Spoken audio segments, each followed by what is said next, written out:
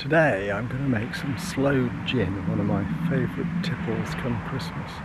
It's the middle of October and it's the perfect time to pick these little blighters, sloes.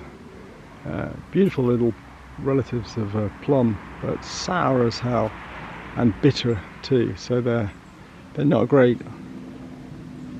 No, just bitten one. Not great eating. Anyway, but they are fabulous. Combined with gin and sugar. Not a health drink, but well worth making. It takes a couple of months, so October is the time to do it, and before the birds eat all of the sloes, which they will be given half a chance. So time to get picky. Look at those. That looks fantastic. So here we are back at home with a nice pile of sloes. Look at those. I've taken any stalks off and thrown out any dodgy ones. For sloe gin I used to prick them with a cocktail stick to pierce the skin, but much easier just putting the whole lot in the freezer, whether you're making sloe gin or sloe wine, and just leave them overnight until they're completely frozen. Off to the freezer with this lot.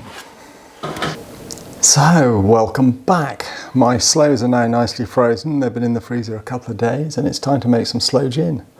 And it's really, really simple. All you need is 500 grams of sloes, a litre of gin, a quarter of a kilo of sugar. I've just got ordinary granulated white sugar. Some people prefer to use golden caster sugar. I'm not sure why, I've never noticed any difference.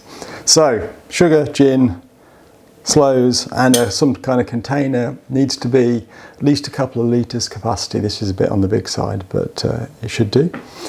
So, all you need to do, these are probably going to go everywhere now, hopefully not.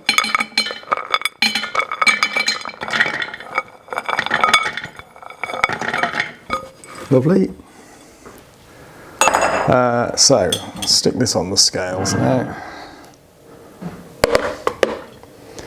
And stick in. Just need to turn them on, that always helps. So, quarter of a kilo of sugar, roughly. Nearly there.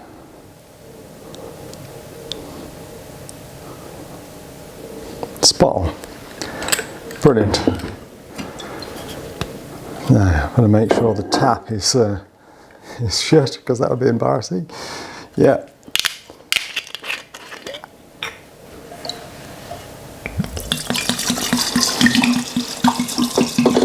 So this should be ready for Christmas. It's now coming towards the end of October.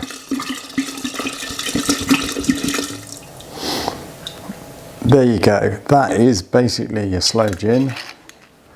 It's just a case of waiting now. So you need to seal it up. It doesn't ferment or anything, so there's no need to allow gases to escape. Oh, what's going on? Got clip issues. There we go. Right, so all you do is leave it now, but every day for the first week or so, you need to give it a shake, because you want to dissolve the sugar into the gin, and you won't dissolve a quarter of a kilo of sugar straight away. But you just need to, actually I think I need to shake it a bit more vigorously, really stir the sugar up. And each day you do this, you'll notice there's less of a layer of sugar in the bottom. So give it a shake once a day for a week or so, and then do nothing until Christmas for a couple of months at least. And then all it will need is, we'll strain off the liquid from the sloes. You don't want to leave them indefinitely. I once got to this stage and then forgot about it for a year. And when I tried the sloe gin, it was unbelievably bitter. It had leached leaving the sloes in too long. All the bitter tannins in the stones had leached out into the gin, and it was completely wasted and undrinkable. I was very sad. So you need to remember to sieve out the stones before you drink, after 2 or 3 months tops. Otherwise, it's as simple as that. So give it a go. It really is the easiest thing. And I tell you, sloe gin at Christmas is just absolutely fabulous. Until next time.